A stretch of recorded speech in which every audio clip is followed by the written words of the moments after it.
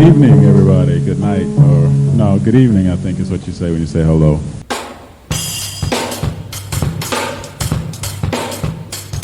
Talking Dirty with Maestro. Not just numbers, Not just stats. it's about what they mean. Oops. Maestro.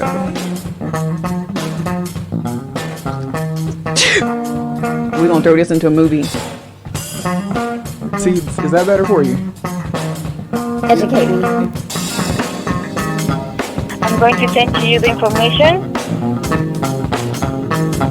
Talking Dirty.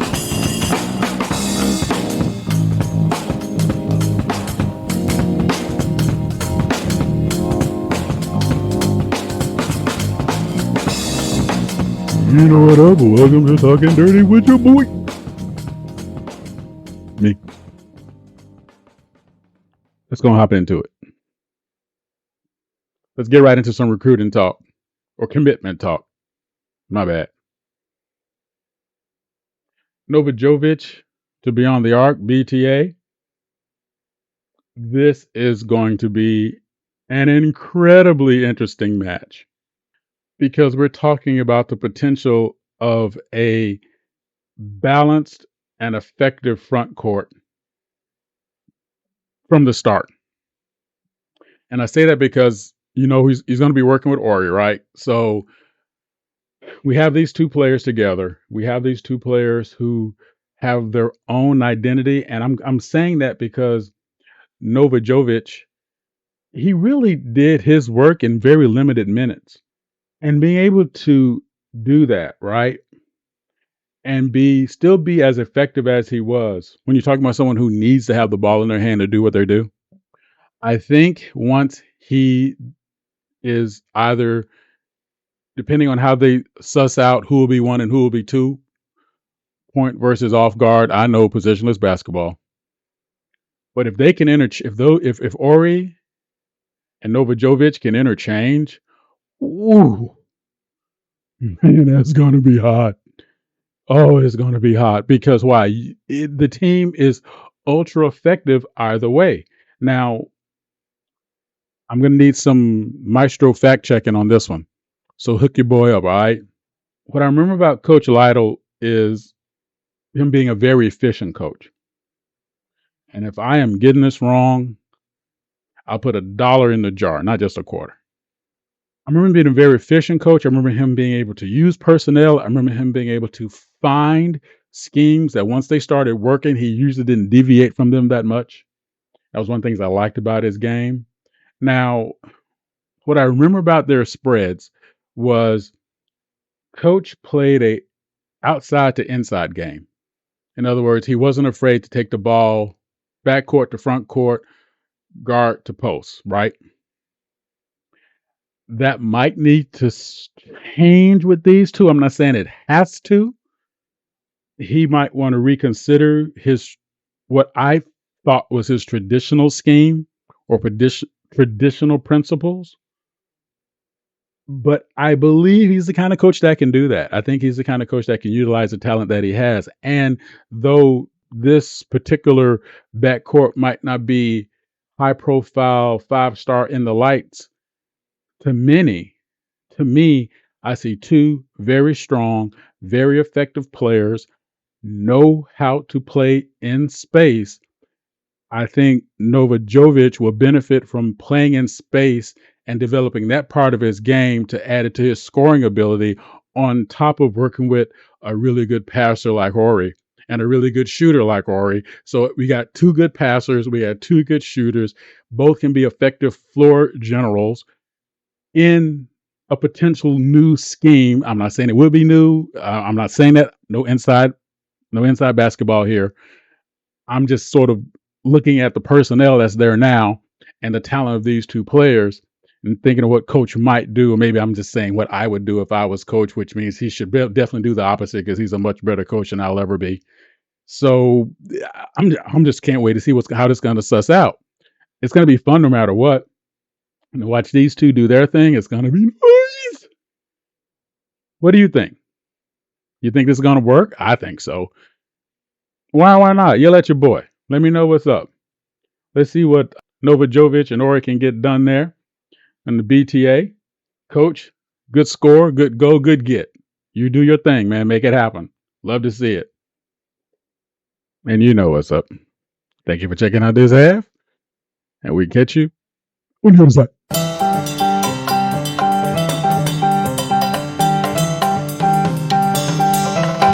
Thank you for listening to the Maestro. Want to get involved? Bring it. Drop in discord.gg/SimWorld Hoops. If you have the brain, join as a coach. If you have the game, join as a player. see the game, be the game. Now, back to the Maestro.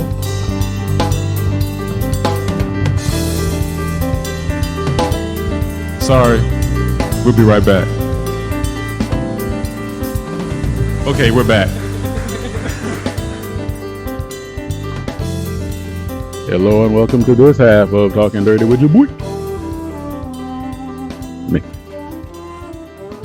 This is a pull from Trey Hyman, who asked about low post offense. And I just got to say, between the coaches and the players, the requests are so over the top good. It's just crazy. It's like, I'm just going to say this. It's almost like I need to just do a whole thing on principles because your questions are just that in depth and just that good. And it's difficult to sort of condense them down into just a few minute segments because it leaves so much out because they connect to so many other principles, at least the way I go about teaching them and coaching them and etc. So Trey asked about low post offense, and I'm like, okay, well, we can just talk about this. And I realized, no, we can't. And then I thought, well, I talked about that before. And then no, I didn't. I did it during a game I was calling, but I've never done it in a pod. So here we go. Low post offense, the principles start with what we talked about in rebounding. If you are a taller player being guarded by a shorter player, you keep the ball shoulder height and above. If you are a shorter player being guarded by a taller player, you keep the ball chest height and below. So keep that in mind when we talk about what we're going to talk about next. All right, fam? First rule, and I saw this so many times during the season. A player would get the ball in the post, back to the rim, and then he would just go into a move. Like they'd already determined, I'm going to do this move. And I'm going to say more than 60% of the time, they were moving into the teeth of the defense. They were moving into traffic. They were moving into where they were being defended. They were moving to where they could not be effective with the ball. They were more than often getting stripped, and if not stripped, blocked. Or ultimately, it just became a sloppy possession in the post, which is a waste, by the way. If you get the ball into the post, it raises your percentile of scoring immensely, or it should. So rule 1, when you get the ball in the post, keep in mind the base principles now. You take one glance at your feet looking for your defender's feet. Yes, you look for feet around you, specifically your defender's feet. You're looking for where they have leverage on you. So if back to the basket, I get the ball, I'm in my position, I'm going to make a move. I feel like I'm in deep enough. I feel like I'm in good enough position. There's no trap traffic coming. There's no help D coming. As soon as I get the ball and I secure it, as I secure it, I look down. And you don't have to look both ways. You just have to look one way. If you know that your defender is behind you, if you look to the left and you see feet, then you go to the right. If you look to the left and you don't see feet, that's where you make your move. Or if you look to the right, you see feet, you go to the left. If you look to the right, you don't see feet, you go to the right. And it is really just that simple to start your move. If you get the ball in the post and you do a dribble, wasted a dribble, to do a step back, fade away from the post, that is a shot that if I'm elected president will be outlawed. There is no need to do that, particularly if you're a taller player. Now, if you're a shorter player, you can use that, but dollars to donuts, that deep in the post, you are giving your defender all the leverage they need to knock that ball across to Kentucky from Cascadia's floor. Just picture that. So let's start here. I'm the taller player. I secure the ball in the post. I look to my left. I don't see feet. And let's say I'm on the right-hand side of the basket, where, in other words, as I'm facing away from the basket is to my left. And I look to my left, and the player is doing good base principles and giving me the internal move to the floor, and I don't see feet. I go, but with only one dribble. If I can do it without a dribble, that's why you practice your post moves. If I can do it without a dribble, I'll do it without a dribble. And why am I doing that?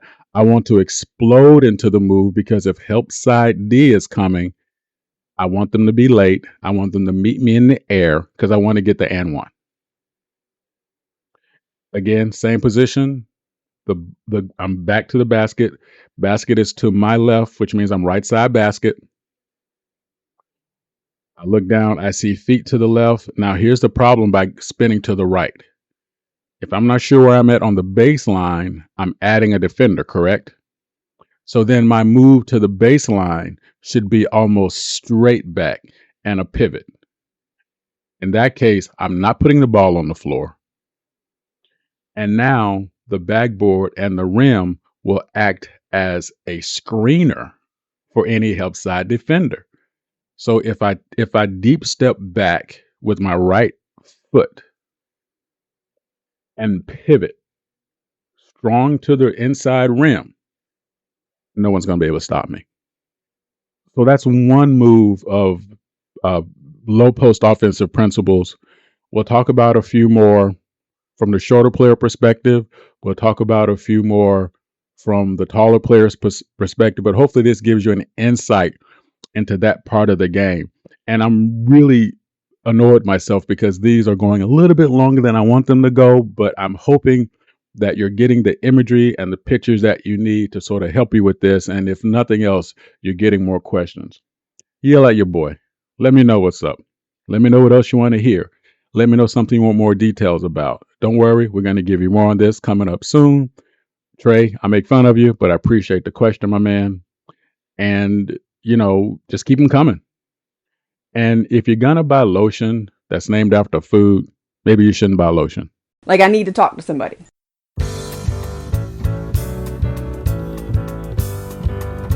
Thank you for listening to Maestro.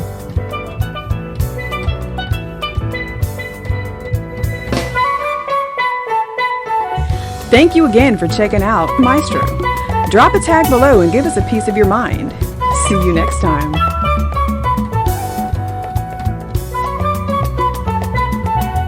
Well, thank you for your time. Have a wonderful day.